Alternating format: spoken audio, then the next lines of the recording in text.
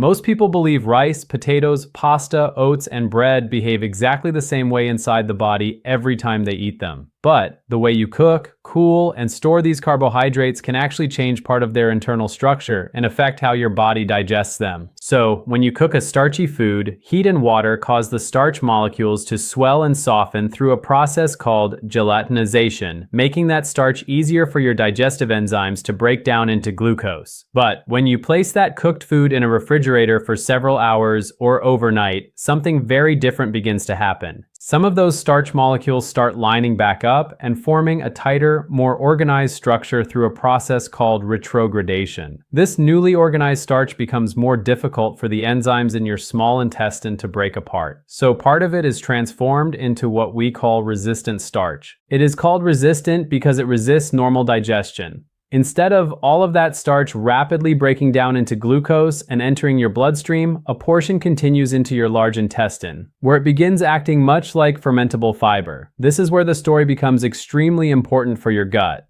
Trillions of microorganisms live inside your digestive tract, and many of your beneficial bacteria can ferment resistant starch and turn it into short-chain fatty acids, particularly butyrate. Butyrate is one of the preferred sources of energy for the colonocytes, the cells lining your colon. These cells form an important protective barrier between everything passing through your intestines and the rest of your body. When they are properly nourished, they are better able to maintain the tight junctions that help control what crosses through the intestinal lining. This is why resistant starch can help support healing, strength, and maintenance of the gut barrier. You're not simply eating refrigerated leftovers. You're feeding bacteria that can produce fuel for the cells protecting the insides of your intestines. Butyrate also helps maintain a healthier environment inside the colon and plays a very important role in regulating inflammatory and immune signaling. A large portion of your immune activity in your body is closely connected to the digestive tract because the intestinal lining must constantly distinguish between nutrients, friendly bacteria, harmful microorganisms, and foreign substances. And supporting that barrier and the beneficial bacteria surrounding it helps the immune system respond in a more balanced and organized way. You see, resistant starch may also improve the way your body handles blood sugar.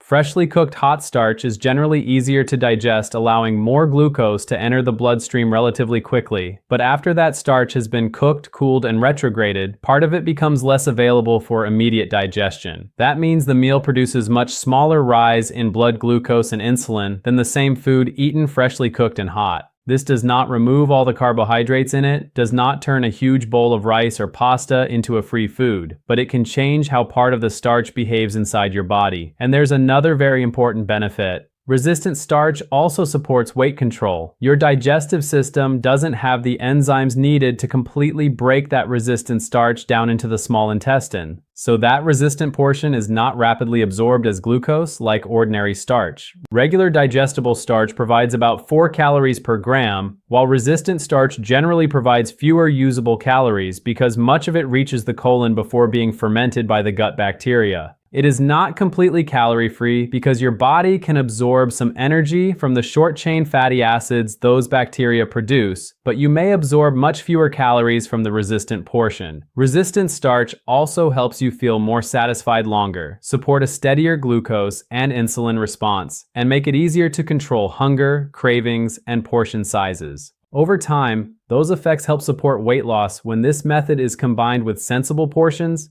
physical activity, adequate protein, and an overall healthy diet. So, here is exactly what you can do. You'll cook your rice, potatoes, pasta, or oats normally. Once the food is cooked, do not leave it sitting on the counter for hours. Place it into a shallow container so it can cool more quickly. Refrigerate it within about 2 hours. Leave it refrigerated for several hours, preferably overnight. And the following day, you may eat it cold if that food's appropriate cold, such as potato salad or pasta salad, or you can reheat it thoroughly. Reheating does not destroy all the resistant starch that was created during cooling because much of that retrograded structure remains resistant after the food is warmed again. This means you do not have to eat cold rice or cold potatoes unless you enjoy it that way. If you enjoy it that way, eat it that way. It's okay. You can refrigerate the food overnight, reheat it the following day, and still retain a good amount of that resistant starch. Now, rice deserves particular care because bacterial spores can survive cooking and multiply if cooked rice is left sitting warm for too long. So refrigerate it promptly rather than leaving it out for the entire afternoon.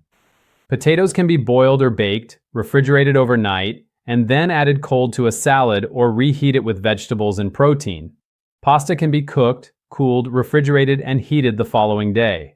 Oats can be prepared as overnight oats, giving you a simple way to increase resistant starch while also receiving soluble fiber.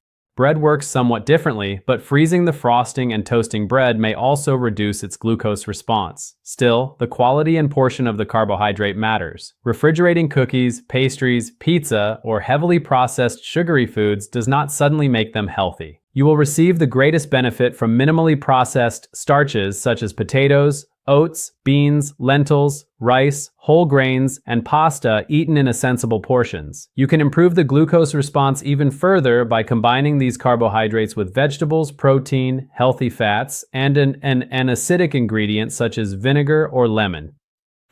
Instead of eating a large plate of rice by itself, have a smaller serving of refrigerated and reheated rice with vegetables, beans, fish, chicken, eggs, or another source of protein. Instead of making potato salad with large amounts of sugar and processed ingredients, combine cool potatoes with olive oil, vinegar, herbs, vegetables, and protein. Also, remember, the more resistant starch is not always better immediately because your intestinal bacteria ferment it. Suddenly, eating large quantities can cause gas, bloating, or abdominal discomfort. So you begin with a modest serving and allow your digestive system and microbiome time to adapt. People with irritable bowel syndrome, severe digestive sensitivity, gastroparesis, or other gastrointestinal condition may respond differently and should adjust the amount accordingly to their own tolerance. And anyone using insulin or glucose-lowering medication should continually monitor their blood sugar because changing the way a meal affects glucose may change your individual response. So here is a simple takeaway. Cook the starch, refrigerate it for several hours, or overnight preferably, and then eat it cold or reheat it safely the following day. Through retrogradation, part of the ordinary starch can become resistant starch, which it does. Instead of being completely absorbed as glucose in the small intestine, some of it travels into the colon where that beneficial bacteria ferment it and produce butyrate. That butyrate helps nourish the cell lining of a colon, supports the intestinal barrier, helps regulate your immune signaling, strengthen your immune system, and creates a steadier blood sugar response, as well as help support weight control by reducing the calorie absorbed from the resistant portion and helping you stay satisfied and full much longer. You're not eliminating carbohydrates, you're changing how part of that carbohydrate behaves inside your body, because by improving your health, it's not only about what you eat, it's also about how you cook it, how you store it, and what happens to that food before it ever reaches your plate.